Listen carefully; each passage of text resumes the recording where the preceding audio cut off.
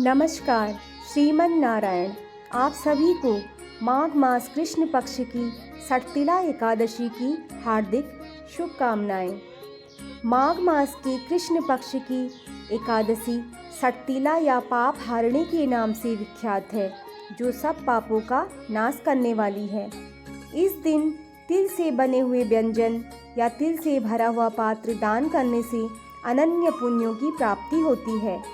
पद्म पुराण में वर्णित है कि तिलों के बोने पर उससे जितनी शाखाएं पैदा होती है, उतने हजार वर्षों तक दान करने वाला व्यक्ति स्वर्गलोक में प्रतिष्ठित होता है।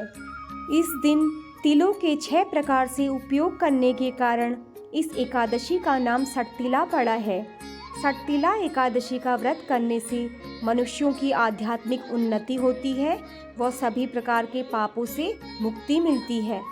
जितना पुण्य कन्यादान, स्वर्णदान और हजारों वर्षों की तपस्या से मिलता है, उससे भी अधिक पुण्य प्राणी को एकमात्र सटतिला एकादशी का व्रत करने से मिल जाता है। यह व्रत परिवार के विकास में सहायक होता है और मृत्यु के बाद व्यक्ति को विष्णुलोक की प्राप्ति होती है।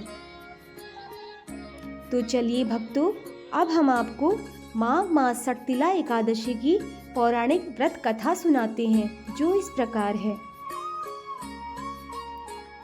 एक बार धर्मराज युधिष्ठिर भगवान श्री कृष्ण जी से बोले, हे मधुसूदन, कृपया करके आप मुझे माघ मास के कृष्ण पक्ष की एकादशी का नाम, व्रत करने की विधि व महत्व और इस दिन किस देवता का पूजन किया जाता है, कृपया करके मुझे बतलाइए। तब भगवान श्री कृष्ण जी बोले, हे युधिष्ठिर, माघ मास कृष्ण पक्ष की एकादशी का नाम सटतिला है। इस एकादशी के दिन तिलों का 6 प्रकार से उपयोग किया जाता है।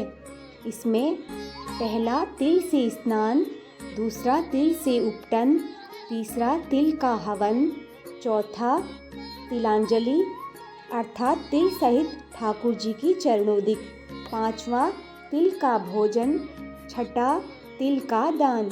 यह सटतिला कहलाती है। इसका महात्म्य पुलत्स्य ऋषि ने दालभ्य को सुनाया था। तब आगे नारद जी को मैंने बताया, क्योंकि इसमें मेरी पूजा की जाती है। इस कारण नारद मेरे पास आया और मैंने आंखों देखी बात सुनाई। एक ब्राह्मणी थी, वह चंद्रायणादि व्रत किया करती थी। व्रत करते करते वह दुर्बल हो गई। व्रतों के प्रभाव से उसके समस्त पाप नष्ट हो गए। मैंने विचार किया, अब यह मरने वाली है, स्वर्ग अवश्य जाएगी, परंतु खाली हाथ जाकर इससे कुछ दान मांग लूं, जिससे स्वर्ग का तोसा भी कुछ बन जाए। मैं वैकुंठ लोक को त्याग मृत्यु लोक में आया। वामन सदृश छोटा रूप बनाकर ब्राह्मणी के द्वार का भिक्षुक हुआ। उसने मुझे मृत्यु पिंड दे दिया। कुछ दिन के बाद उसने शरीर त्याग किया। व्रतों के प्रभाव से स्वर्ग गई और अपने गृह में केवल मृत्यु पिंड को देखा। अन्य वस्तुओं से शून्य था। वह अपने बिगड़े हुए भवन को देख न सकी।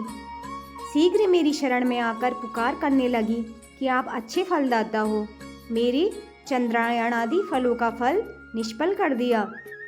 मैंने उसे उत्तर दिया, जो व्रत आपने किए हैं, पापों का भस्म कर वह स्वर्ग में ले आए हैं, और जो हाथ से दिया वह भी आपको मिल रहा है। ब्राह्मणी बोली, यह दरिद्रता अब कैसे कटेगी? मैंने उससे कहा, जैसे नई बहू को नगर की स्त्रियां देखने आती हैं, वैसे तुमको देवांगना देखने को आएंगी। तुम द्वार बंद रखना। प्रथम उनसे सटतिला एकादशी का महात्म्य सुन लेना। बिगड़ी को बनाने का सुगम उपाय यही है। वह ब्राह्मणी अपने भवन में गई, द्वार बंद कर दिया।